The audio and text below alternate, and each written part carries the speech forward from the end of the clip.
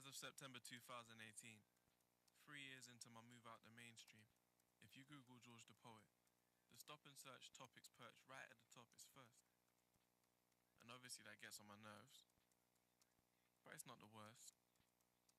It's on me if my work isn't as noteworthy, and even if it is, bitterness won't serve me. This don't burn me. Everyone's got their own journey. Crazy to think this one started 8 years ago. Years have flown, all that time, where's it go? I was in Kampala on my own for the first time too. Close your eyes, imagine a bird's eye view. I'm learning how to move around the city using my head and the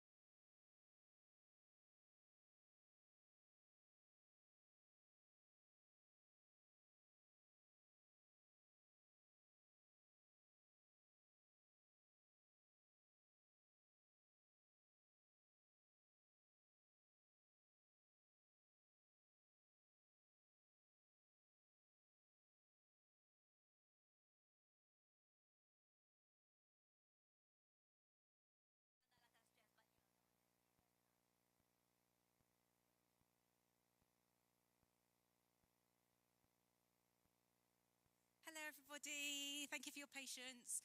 We're ready to get started in a moment. So George is here, and let's go. I hope you enjoy the event.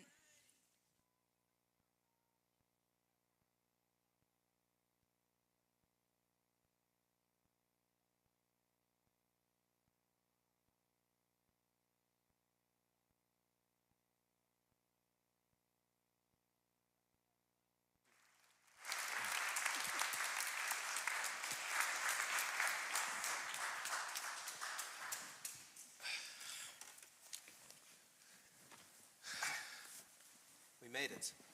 Finally. So sorry about the hold up, guys. Freakish traffic. So here we are. I'm Sharath Srinivasan. I'm a fellow at King's College and in the Department of Politics and International Studies. And I think you know George. Hi, everyone. I thought it would be interesting to start this conversation where it started for us. In a sense, it's the place that I would go back to, and that was your admissions interview to come to Cambridge. So I was on the other side of this table, but I think you probably didn't realize how anxious and sense of this being quite new it was for me as well, because I just arrived in Cambridge a few months ago. So this was all completely new to me, this idea of interviewing students. You were cool as a cucumber. Well, I was trying my best. But the thing that I never told you at the time, but really stays with me, is we finished this interview, which was fantastic. A really exciting interview. And I went back to the senior combination room at King's, where the fellows in my subject, in what was politics, psychology and sociology, were gathering and discussing the students we'd interviewed. And I said to my colleagues, this guy is like Malcolm X. And so at the time, I didn't really make much of that, but this idea that you had this very strong charisma and a sort of driving ability to convey with words a passion and a sense of interest for things really struck me. But I guess I wanted to ask you, who was George Mapanga who applied to Cambridge? Who was that person? Yeah, as I told you before, that's a very humbling thought. Malcolm X has always been, he's embodied some guiding principles for me. At that time, what I remember is that I was fresh out of my neighborhood and fresh out of a school that was quite, academically intense, very competitive, and out of the quite competitive environment of my neighborhood and the competition I faced in school, I was still a little bit surprised that I'd found myself here talking to you guys. But I felt very convicted about there being a need to really take this time to reflect on, the direction of the world and the condition of the people that I knew. So your I guess, ambition or desire or aspiration to come to Cambridge or a place like Cambridge even, I remember hearing on the podcast that you said that when you were at school you wanted to be an MP, but I remember reading something that there was an exercise at school when you were 11 and yet all had to say what you wanted to be, and you said you wanted to be an entertainer who'd be listened to. Yeah. And I thought, which could be that same thing really, but what was the idea or the ambition that was driving you to sort of knock at this door, I suppose? Well, when I got here, Sharath, I'd been a rapper for about 5 years, and I was in love with the form. I was in love with the space and the work ethic that it drew out of us, just trying to make these careers as teenagers at a time when it was becoming possible. So I'd seen a lot of my peers really become trailblazers locally and then nationally. And then, when I got to Cambridge, I just spent some time in Uganda, and they were playing the music of my peers in some clubs in Uganda. I was like, wow, we've come a long way, but at the same time, I felt that within our content, within our material, we were having a circular conversation, and that concerned me because increasingly this was our only source of news, this was our only window out to the rest of the world as well.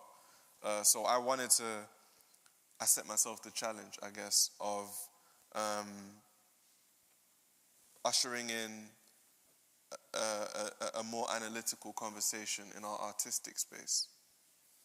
And so I guess you come to study sociology and politics and psychology, and you've got this sort of analytical space.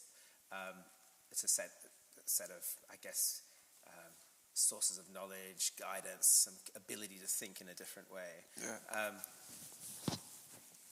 You've said also, though, that it was a place that allowed you to think, but the sense of your social exclusion or the challenges you face of being an imposter in a place is, applies to Cambridge as well. I just want to get a sense of what it was like to sort of, one thing to make it here, another thing to start and embark on a 3-year journey of being a student here. How was that? Well, one thing I love about spaces like Cambridge, they are talked about a lot, but then there's the reality, the experience of being here. There's the dynamic with the local, the town, the community, the population, and then there are colleges that are like microcosms. They're their own micro-communities. And I love the adventure. I love the adventure of discovering all of it. Every single time I come back here, I'm struck by the beauty of the place, the history of the place. And I felt that at the time. I was lonely after the first term. And I didn't think I was the only one who was. And I didn't see this as a crushing defeat or a heartbreak. I was prepared to feel that. This wasn't the first space in which the kind of people that I grew up with I didn't meet them there. But yeah, it wasn't until, finals and exams came around and everything starts to come together that you can see, in the fruits of your labor, you start to accept that there is a place for you here, especially given that in my year, not everyone made it. Not necessarily on our course, but yeah, not everyone passed the first year, which I didn't think was, I'd never really engaged with that as a possibility. I guess I also want to take us back to that time, because I interviewed you in 2009, but you came up in 2010. It was a really tumultuous, interesting time in the country. There was obviously the financial crisis, there was austerity, and of course in the university it was about, the real issue was fees and the introduction of a much larger fee for home students. And so it was a time of activism as well. But it was also a time in wider society of activism and anxiety, including in London in 2011. And I think what sort of strikes me is that the northwest London that you're from in 2011 is a very different world to the activism that's going on amongst the student body around fees. And I just would like to get a sense of how the interest that you had in social change and in social justice, how they crossed these different worlds. And how George, as a student in Cambridge, was still connecting back to, London and northwest London and everything that was going on there. You're right. You're right to point to the times and how tumultuous that era was. In as far as my neighborhood is concerned, my demographic in London were going through quite a violent time. There was a lot of fear in the air. We didn't really understand why, but it felt that to be a young black man in certain environments was to just have a target on your back, not just from no one, most likely from your counterpart in other neighborhoods. Being in Cambridge and in my first year, looking at SOCAMP, social anthropology, the sociology of education, psychology, and sociology, I started grasping all these frameworks to look at that dynamic through. Think back to our neighborhood and think what it would mean to see your counterpart as a threat, what that would indicate about your condition, what that might indicate about your surroundings. So for the first time, I was beginning to engage with this scientifically. Prior to that, I had all my emotions tied up in it. All I could remember is people that I loved turning and changing, and all of these fissures in our community. And I really had I was embittered by that. I had a real intolerant, hardened view on what was happening in the community, and I held the community primarily responsible. All I understood was personal responsibility. I hadn't really had a chance to look at structural dysfunction. By the end of my first year, the riots kicked off in the August of 2011. Riots from the killing of Mark Duggan, exploded in Tottenham, Hackney, and then around the country. Now, I was ill-equipped to really know what to make of these riots for a couple reasons. I came to Cambridge really believing that society is fundamentally working. Things are fundamentally getting better for most people because I didn't grow up in a time in which we're being chased down the road by the NF. So because there's no more overt racism that I have experienced,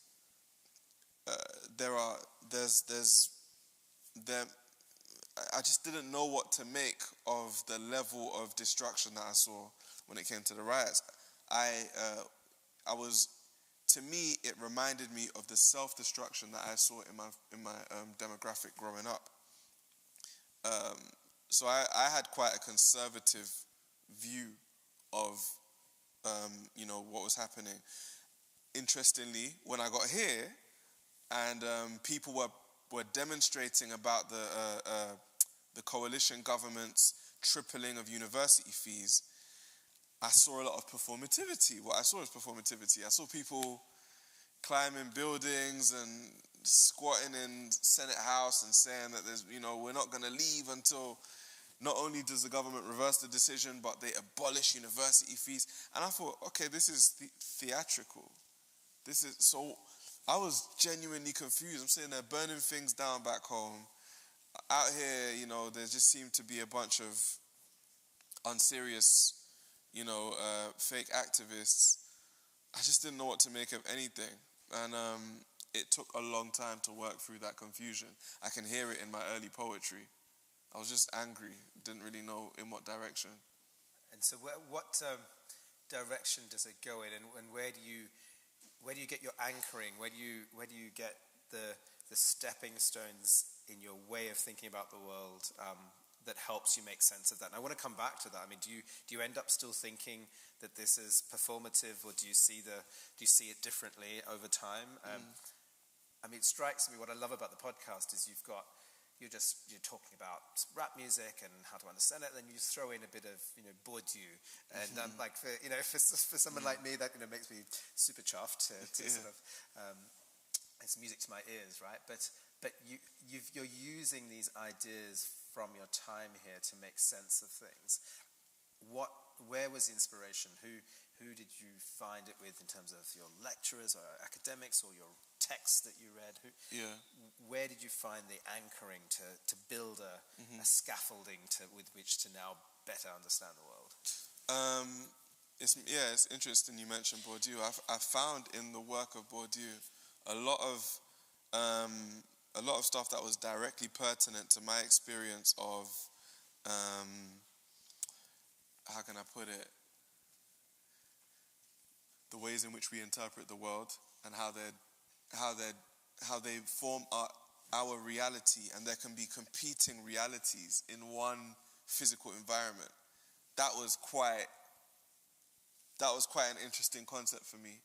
It rang true with my life. I didn't really know fully what to make of it. I didn't fully understand the implications of some of the broader philosophical arguments, but I could fathom that there were competing realities that were being made by our experiences. And I could fathom that over time, these realities were subject to very complex interplay of forces. So I got that, and the more I had the language and the space and the supervisions to tease out these questions, the more I felt confident. I just felt confident about sitting in that discomfort. I felt confident about opening up a vulnerable conversation in public in which I did not have a conclusion. I wasn't, although, yeah, we were submitting essays a lot throughout the term, I started to turn to poetry as the space where I didn't need to reach a conclusion at the end of my essay. I could just let all of these ideas fly, and I effectively sat in that space for the best part of 2 years, my first and second year. And by my third year, I don't know, something just kind of shifted. And I felt, and I had departed from that hardened thing that I had at the start. I was much more curious and kind of inspired by this space where people just dig and dig and dig for answers, or maybe they dig for questions, and they dig for better questions. So I just wanted to continuously push for a higher level of inquiry, again, in the artistic space. Because I didn't see much of you for those first couple of years. You didn't study politics, which, petty though as I am, I will always hold that against you. But we didn't see much of each other. I didn't interview you, but in your third year, I was your director of studies, and I have to say, I couldn't find you, right? Where was George in his third year? That was the main challenge, was to sort of pin him down. Yeah. You'd won the Stake, which was this social enterprise competition in which you'd pitched this idea of taking poetry workshops to underprivileged school kids in London. The Jubilee Line, you can tell us a bit about that. You'd been chosen by BBC One to sort of headline the Hackney weekend. You were busy, and I'm like, George, you've got your finals. You need to kind of think about. It was in a sense, I felt like when you were in Cambridge, you were already leaving by the time it came to the last year, and you were looking beyond. Yeah. But I also have this sense, in hearing you now, that since then, you look back and it comes back and it layers back into your life. And I'm interested in that relationship you have with here and with studies and with education, and how you make sense of that now.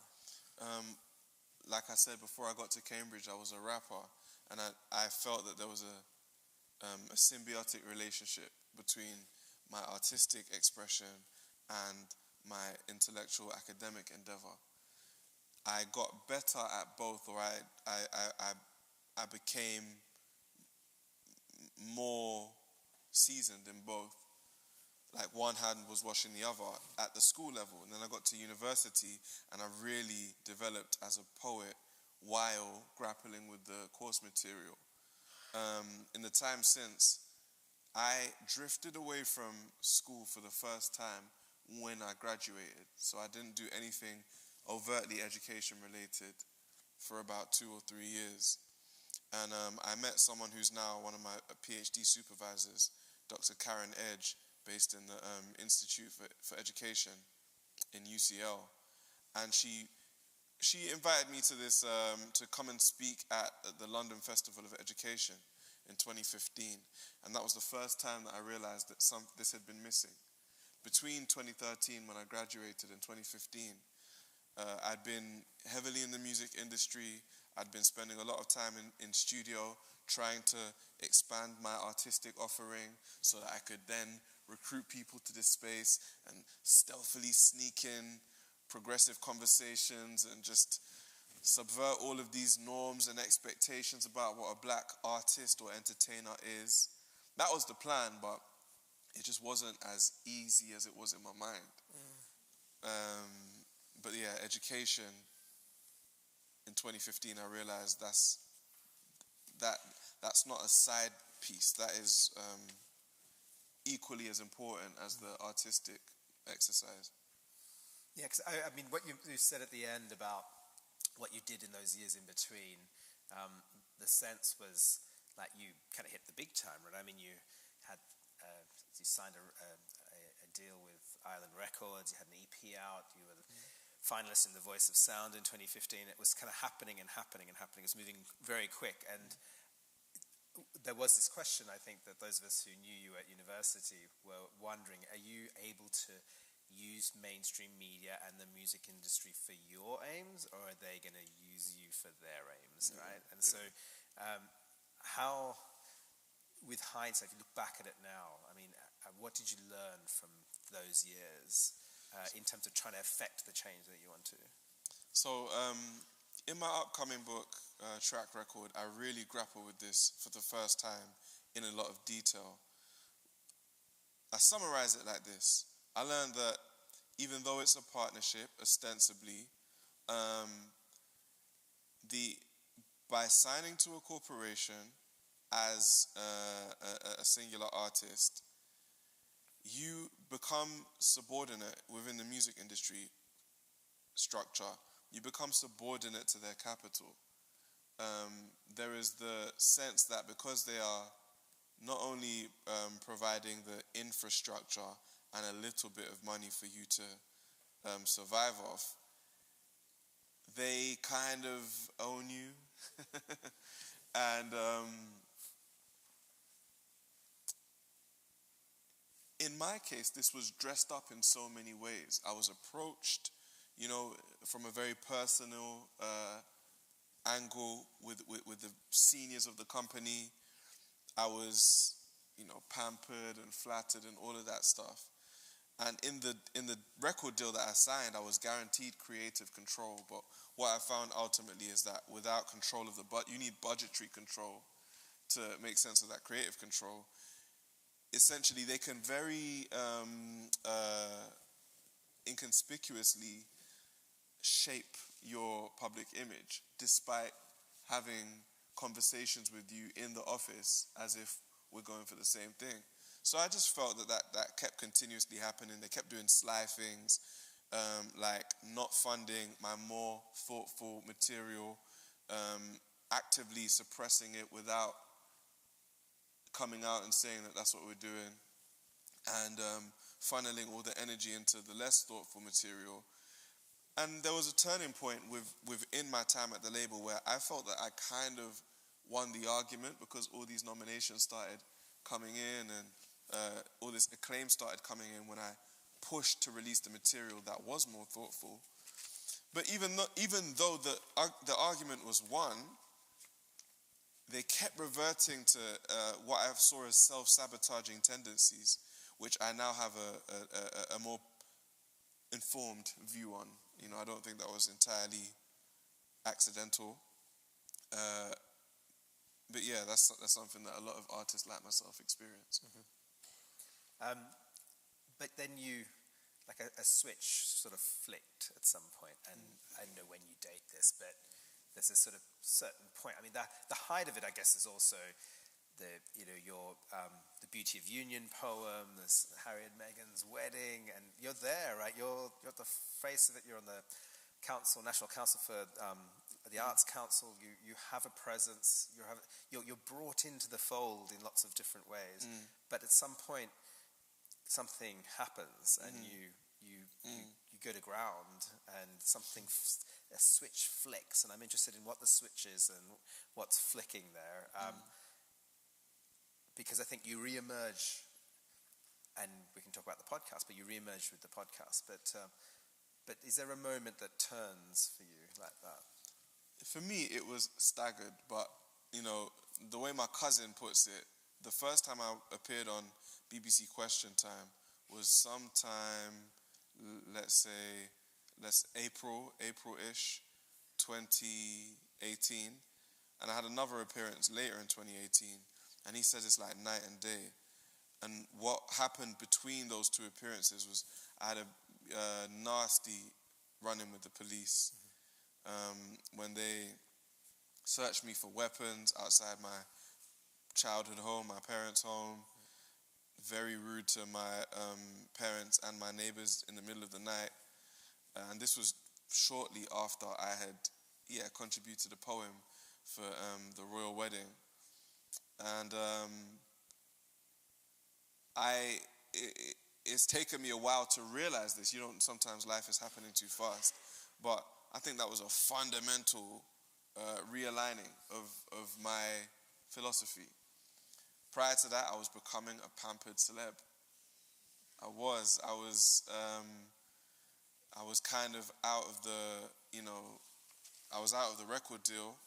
I was, as you say, invited into the folds in many ways, and I had ideas about how I would continue to contribute to society using poetry, and it was very much, all my ideas were based on a kind of cordial,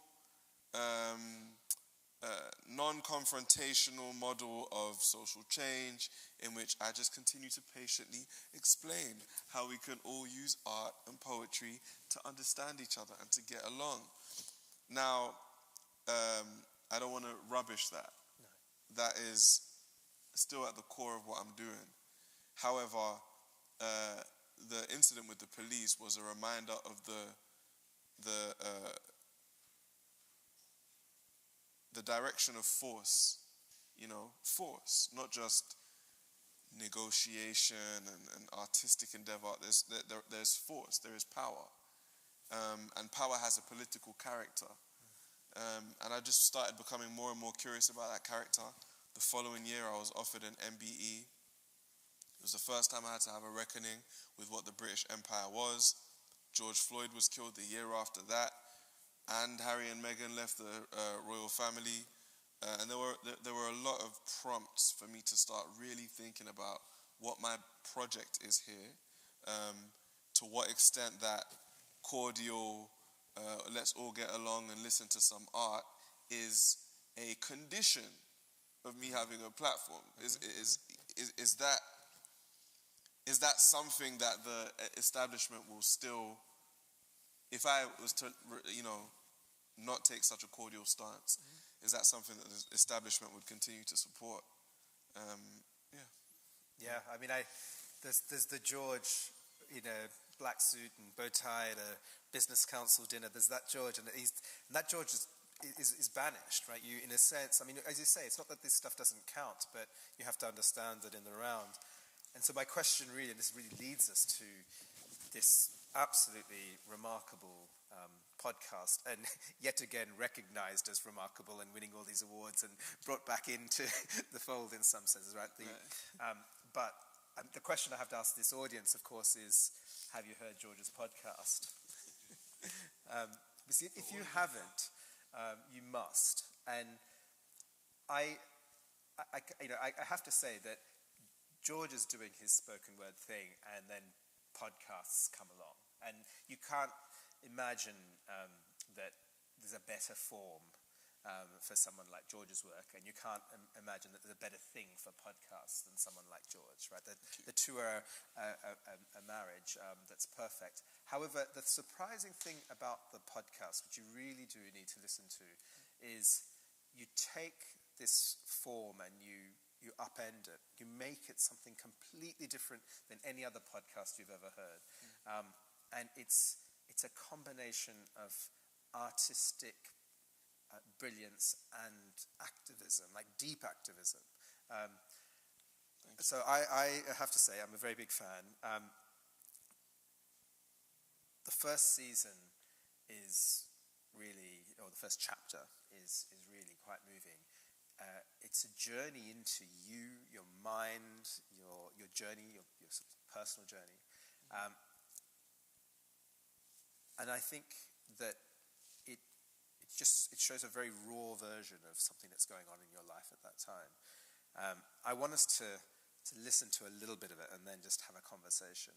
And this is the bit where the education and your time here starts to weave itself back in ways that I find it really inspiring and thought-provoking. So if we can, we'll listen to a bit of the podcast where George is in this reflection on where his journey is going. So all of this stuff that I'm reading in Cambridge has basically no chance of reaching the same kids that I want to serve by becoming an MP. So my campaign would be running on empty. Get me? But the ripple effect of that lost generation comes at a cost to the nation. Someone needs to guide these youths in their language. It takes a boss to have a boss conversation. And that's when I understood cross-pollination. If I can take an idea I learn at uni and wrap it to these kids, they can learn it through me. Especially if they see that I graduated and made money without turning bougie. I wanted the youngers in Stonebridge, seeing me flexing in Cambridge, saying to themselves, that's a St. Raph's Prince in a King's College next to St. Catherine's. I cross-pollinated my academic study with my street perspective, meaning anytime I make a track with anybody, I make my degree effective. So even though I'm not rapping hella cruddy, the streets respect it. And through my work, I chat to everybody. That's how I keep connected. Boom. So, Go on. So you're saying present information in the way the streets can use it. But I got a question. Isn't the best way to do this by releasing music? Don't get twisted. I see there's value in... Wait, better still. Don't you think you left your record though when labels were starting to invest in grime? Obviously your career's been blessed. So it's a great reflection on what you're trying to do with spoken word, with rap. There's a big question, which is why not use music directly? And you've spoken a bit about this. But can you tell us about what you think is going on with rap, with grime, with the form itself? What does it contain within it for those of us who don't really understand it? And what are you seeing in it that you're trying to then use in bringing some of the ideas from your own studies and experience to this form, to this art form, and to this audience? Right. Well, there's a lot of avenues into rap music. My avenue was lyricism, was the mechanics of putting rhymes together, being able to rhyme complex ideas in a sustained way, in new ways. I found the magic of rhyme completely captivating.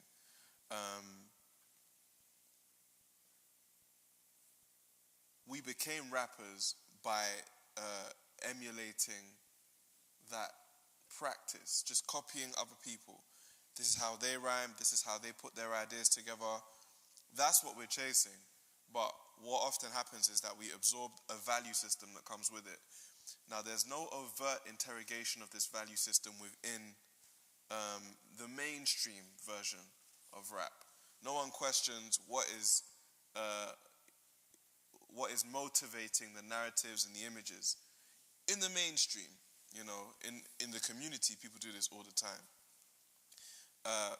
But for those of us who want to build a career, we emulate the mainstream. We want, as we used to say, mainstream money. So we end up regurgitating whatever we've consumed, irrespective of whether it really tracks with our reality, irrespective of whether or not it has a net positive effect on us as a collective. I always found that unforgivable. I just felt like this is a trick. We love the form, and in order to access and participate in the form, we're taking in all this pollution. I didn't like that. But it would appear to a young mind that this is the only way it can work. You can't just love the art. You have to take on the character. You have to emulate the value system. And that just really bothered me. So it was always my contention, since I was a teenage rapper, that we just don't have enough of a sample to study. We need a diverse value system in our art to see, like, maybe people would be open to hearing some other ideas, but we need to test this out. So when someone gets in that position, they have to have built up an arsenal of ideas, of techniques, of approaches that will allow them to see if there is room. Throughout the course of my poetry career, I started building up some of these techniques: storytelling, multimedia, first-person narrative, analytical stuff, all these different ways of getting people to engage with an idea, an argument, a concept. But I found, after all that experimentation, that the time, the average length of time of the average rap song just doesn't allow for enough space to get into any ideas, in the way that I wanted to, in the way that Cambridge influenced me to. I needed more time. So I couldn't do what I wanted to do. I couldn't have the kind of conversation I wanted in rap. It had to be a long-form piece of art, and podcasting gave me that space. Yeah, I mean, I think of those, for example, the 2 episodes on Grenfell, which are astounding in terms of their affect and their power and the way that they bring you in. But you're really working with drama, you're working with music, right. You're obviously working with rhyme as well, but a lot is going on. There's layers and layers of different genres and approaches to bring an audience into a space and to make them stop and be with the ideas, with the with the kind of moral critique as well. I mean, what is also astounding in the podcast in the early chapters is you put it all out there, right? Of how this process works, and I have this weird sense that it goes from an emotional engagement with the world to a reflection in ideas and thoughts and analysis about what's really going on, and then emotion again, and then back into words and rhyme and conveying this. There's so much that seems to be going on in your head. You would talk about the Ambition Commission, the Insecurity Guards. If anyone knows the podcast, there are these actors. There's Travis, who translates ideas into. Right. There's Janice. There's other characters who have, and they're all in your mind, right? And it's you wrestling with, how do I take some of these things that I feel I need to convey and make them work? Yeah. Do you feel that you've podcasted where you've done this, but do you feel now free in that sense from the ability to have the kind of influence and effect that you want in this form? Well, you know what, thank you for really listening and for tracking all of these weird little ideas. When I was... Sonia as well, right? Sonia, yeah. When I was coming up with this stuff, I was daring myself to release it, because there was nothing else going on artistically at the time. I was sustaining myself by doing corporate engagements and commissions here and there, but artistically, I was like, I'm not signed to a label, and the reason I left was for the freedom to just do the most meaningful work. And I think if I dare the audience to follow me down these rabbit holes, I think we can end up with, we can find something new. So to think that my director of studies is now listening to the stuff and just thinking, well, this guy's crazy, that's fun. But yes, I do feel free.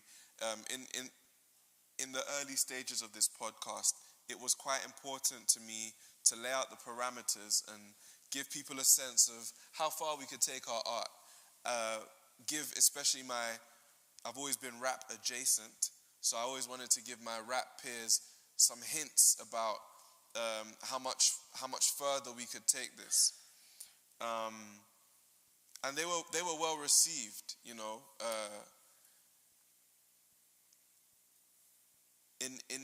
In recent years, I have moved away from just experimenting with techniques and from trying to tell compelling stories to a slightly riskier approach, which is straight analysis, straight historical geopolitical analysis because I'm motivated by, again, concern for the condition of the world. And I can only do that, I can only make that move because I feel like I really tested the limits of my audience's imagination, patience, and those experiments went well. Yeah, I mean, that's a really amazing journey to go through on the podcast. And it really recalled that the latest chapter is a really rich set of analytical reflections on Africa's history and place in the world. And I think the other thing that comes throughout the podcast is how important to you your Ugandan heritage is, not as a sort of passive sense of identity in the past, but actually really important to you in the present, in the way that you connect to community, to family, to your nephews and Bobby Wine, all there, like these really important figures in Ugandan society and politics that give you inspiration as well. And it really reminded me of when you shared some of your work when I was your director of studies, and I'd said to you at the time, and I was looking back in an exchange, it would be great if you turned this to sort of questions around how Africa is seen and perceived and the politics of knowledge and the questions of justice that relate to the continent. And you wrote back to me at the time, and I want to sort of say this, you said, look, of course that's a subject that's close to my heart, but the magnitude and complexity of it is almost overwhelming at times. And then you added, but again, if I don't communicate the issue in a way people can digest, I can't guarantee that someone else will. So you set yourself some time ago that this was subject matter that you had to get back to. And this chapter, this latest chapter, is really, really rich. And I want to take to my students now, right? So this sort of circle that goes. It's like my Politics of Africa students in third year need to listen to George's podcast. And I love that. I love how that you've woven these circles, these long arcs through your life and stayed open to looking backwards and forwards and relating this together. When was that exchange, by the way? That was 2013. 2013? Yeah, you said that. So this last chapter is tell us a little bit about how important this is to you to do this work and to give, I think, Black British kids and many others a perspective on stuff that you can read, but they're not always reading. And they can read, but they're not reading. And you're now relating this stuff back to them. Yeah. I guess it makes sense that we had that exchange in 2013 because I left Cambridge with no real sense of Africa politically or economically. I didn't study politics, as you'll remember, while I was here. I did it at A-level. But there was nothing about African politics in A-level at the time. And I'd never studied economics. So I hadn't had a chance to sink my teeth into that aspect of analysis, of contemporary analysis. It would take me about a decade, primarily of going back to Africa. So I had to be in Uganda a lot, ask questions, put my foot in it a few times, be re-educated by the realpolitik, by what people told me about their lived experience that was in no way reflected in the headlines that we're so used to, break down all these assumptions that I was bringing from my context, and just watch the country move through cycles of elections, just a ministerial churn, just so much stuff. And at the same time, I had to re-engage with academic discourse. I had to just start reading again, which for a time I was too busy to do. And I think most adults in this era remain too busy to cordon off some real time for reflection and analysis. So I felt once I started getting a better grasp of some of these conversations, I felt that it's very important that I make them accessible in the most engaging, imaginative, and emotionally, rewarding format. Yeah, I mean, I think that's a huge success of what you've done with all this material. It is really complex and it's messy, but it brings it to so many more people. I feel like this naturally leads to what you're doing now. So do you want to tell us a little bit about the PhD and what you're trying to achieve with that? Now, I'm as someone who supervises PhDs and has been through one, it's never easy to summarize what your PhD is, and it might change as well. Yeah. But give us a flavor of what's driving you here. Right. Well, the basis of my PhD is one of the first questions that I throw out in my podcast, which is, if black music is so phenomenally successful across so many generations, across so many regions, why does that success not reflect the conditions of the communities, the populations that innovate, that provide this music for the world? Initially, I was curious about business practice, what record contracts individual artists sign, and to what extent the business model of each superstar kind of skews the playing field, and to what extent superstars suck all the energy and money out of the economy of black artistry, leaving nothing for the community.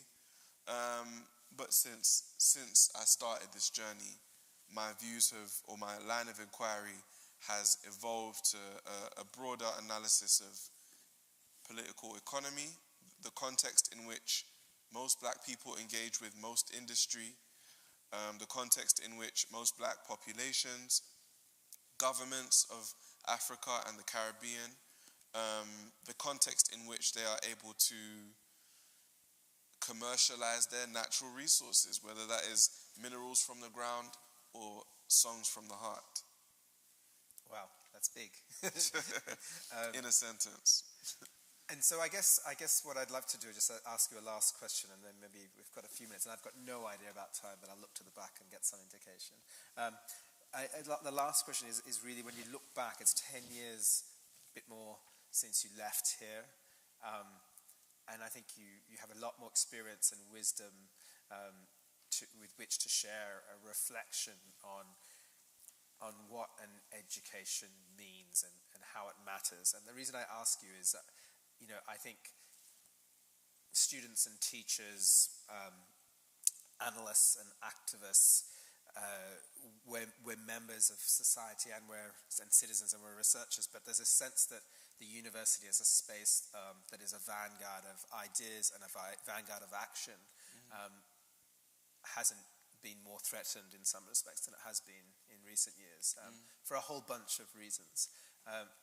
And yet you sort of tell a story, at least for me, that puts your education front and center of what you're still trying to do, and obviously now in your PhD. Can you share with us why a place like this matters and how it needs to matter more, and how we should think about that? Yeah, I can.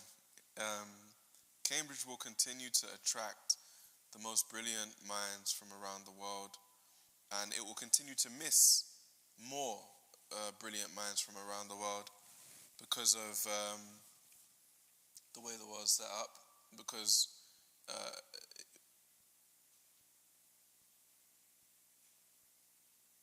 what we call inequality is such an entrenched aspect of our existence that, with the best of intentions, our institutions, our leaders, our communities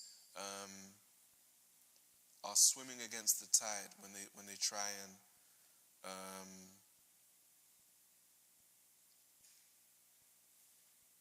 and push for a more equal society, I guess.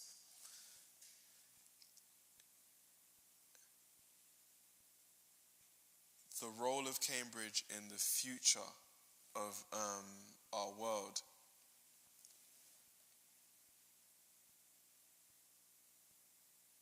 it is being made in the decisions that we make, in you interviewing me, in the university thinking more broadly about who it engages and why. We are making the future. We are deciding if, as an institution, this will continue to hold relevance and will continue to deserve the prestige. I think the way that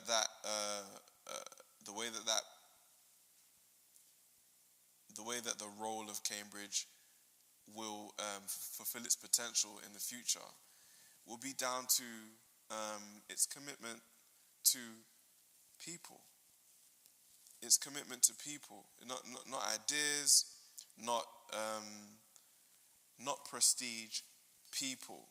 What I've found in my work is that by translating some of these more obscure concepts in artistic form, people who would never have access to university, let alone Cambridge, are able to engage. They're able to put their 2 pence in. They're able to hold their own in important conversations about the direction of society. Cambridge can do that too, you know. Cambridge should have a stance on that. Cambridge should have a commitment to unlocking the potential of everyone. And how the university goes about that, that's a very expansive, complex question. But I would hope that no one is resting on their laurels and thinking that the centuries-long reputation and the rich history and all of the amazing names and thinkers that have passed through this space is enough to cement the institution's place in the future, because it's not. It's not, definitely not. That's a really wise piece of advice and direction, and I think this focus on people and not necessarily ideas first is a really important way to think about an institution that has to always stay human and with humanity, and not just knowledge as its directing light. I'm looking at the audience and looking at the back and wondering if we have a few minutes for some questions. You've been very patient. I've taken up a lot of time with George with this conversation. I hope you've enjoyed it. But I would love to make sure that we capture some thoughts and questions from the audience. There's a hand at the front, so please go ahead. Well, 1 second, there's a microphone coming just for... I only heard you on Radio 4, and I liked what I heard. Thank you. But you are a radical young black poet. How do you explain your obvious appeal to older, white, middle-class demographic like here? I mean, and are you surprised by it? I personally am not surprised by it. What I've realized, so I partnered with the BBC after I made the first chapter of my podcast independently, and I threw it out there as a provocation. Let's see who catches. No one caught harder than the BBC. I could have gone with other platforms that were maybe more commercially oriented, but the BBC has this commitment to public, I can't remember what they call it, public service broadcasting. They have to provide material that they deem in the public interest.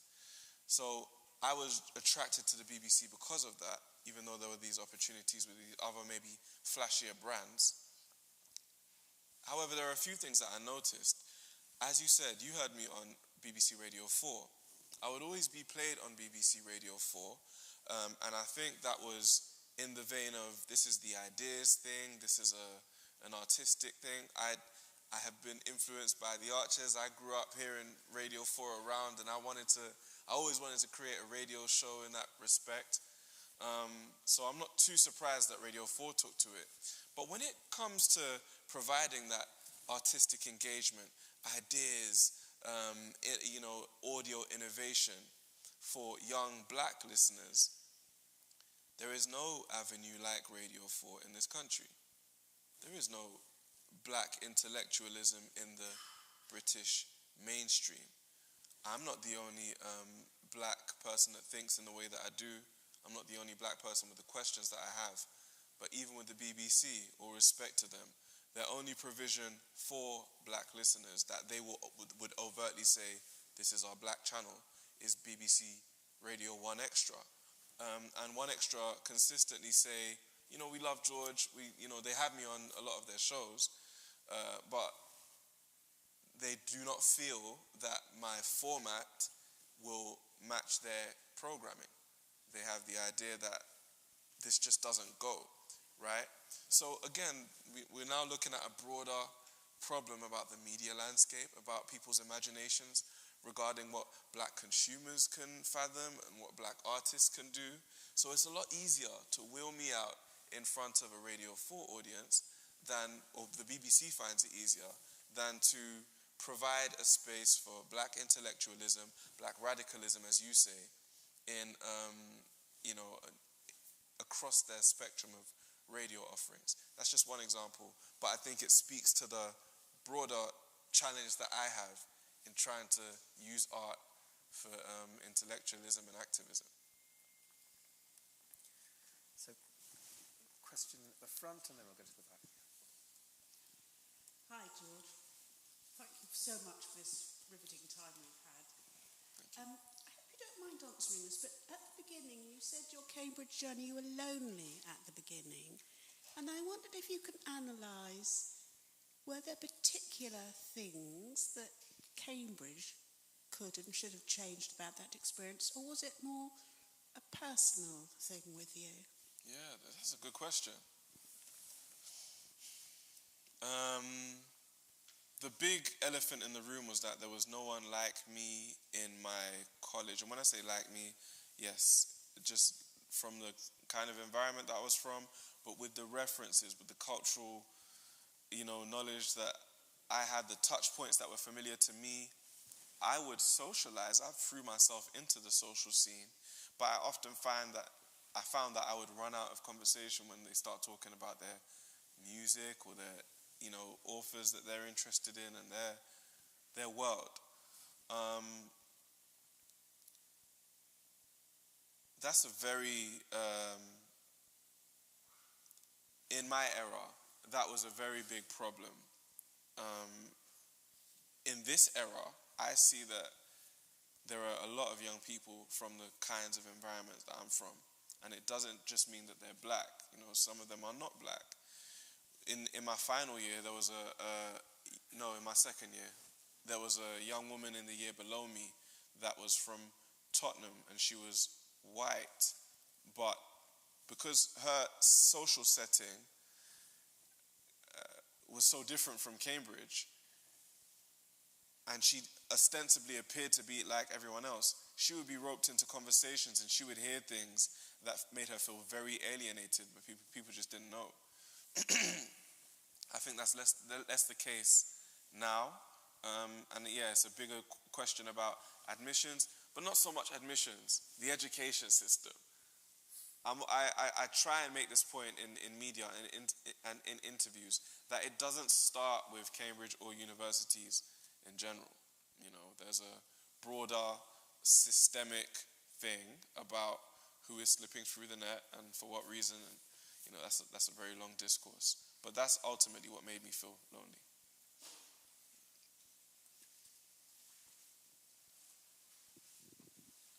Thank you both for such a thoughtful conversation, and it's really refreshing to be at an event like this where it feels like our speakers are thinking so deeply about every question and like taking the time to not just sort of regurgitate something they've done before. So thank you for that. And I think, I feel very appreciative and privileged to be here. Your PhD, George, sounds amazing, and as like a big music fan, I'm interested to know what in the process of working on that, are you going out and speaking to lots of different creatives and artists to get their input, to hear about why they are potentially not reflecting the stories that come from their communities or not being heard in the way that they want to be heard? And also, you exploded the format of podcasting by telling stories in ways that people hadn't heard before. So with this PhD, you're already thinking about how you can reach other people with different forms of media with what you discover. Or will it be 80,000 words with footnotes? There's value in traditional media in 80,000 words. I'm excited about the whole media landscape. I'm constantly thinking proactively about emerging media forms. I've been really getting into the digital art scene. I'm excited about, and I see things that could be done. Following the principle that I mentioned earlier, cross-pollination. using my influences from Cambridge, my influences from rap music, to create new things in the visual art space, in the film space, in the literary space. There's so much that can be done. And I really want to encourage artists away from institutional thinking, that just because this space is commercialized, or there's a record company that wants to offer you a deal to make a certain kind of art, that's the only way it can go. My experience has proven different. Thank you. Yeah, just to echo what everyone else has said, really interesting. You've spoken a lot about Cambridge, which makes sense because we're here and everything. But I just wondered, how instrumental was Cambridge in, I guess you talked about being sort of invited into those conversations versus other aspects of your education, and I guess, what other aspects of your education kind of have influenced you or allowed you to, And when you say other aspects of my education, do you mean like other schools that I've been at? Or? Yeah, schools, I guess, right from, young age, I guess, what are those other schools, but I suppose other things that you might have taken part in or had access to or not had access to that have influenced where you've come today? Yeah, thanks for that question, because it's important to highlight this. My first schools, my primary schools, were in my neighborhood, a very diverse area, and I valued those experiences. Those are my best school years. I felt that I was alive in school. I felt like I was growing and I was part of something, we're part of a community. You know, we would all go home together. I think these are subtly very important aspects of a child's development. I went to a grammar school, a secondary grammar school, Queen Elizabeth Boys, and that was very diverse. It was predominantly South Asian, I think, or East Asian, and but it had a very clear ethos, a very clear English establishment culture to it, and that was very key. That was their overt strategy in developing me as a thinker, as a student, or as a scholar, and I feel that was the pivotal shift in my life, in which it became clear to me that I was being taught how to engage with some of the most powerful institutions in this country. I feel that school prepped me for Cambridge. And I'm aware that this is elitism. What I'm describing is elitism. I've been asked about this in many interviews, and I hadn't processed it in that way at the start of my career. And you may not know, but a lot of the time, these newspapers, when they interview you, you have a broad conversation, just like what me and Sharath have had, and then they get one quote about elitism, and they make that the headline of the thing, which has happened to me. So it's complicated, but I would say a mixture of being amongst people that have introduced me to new perspectives, new cultural contexts, being in a school that was a completely different cultural context, and was intentionally angled towards creating young men that would become politicians. I say young men because it was a boys' school. Being able to navigate all of those experiences to become an artist as well as an academic.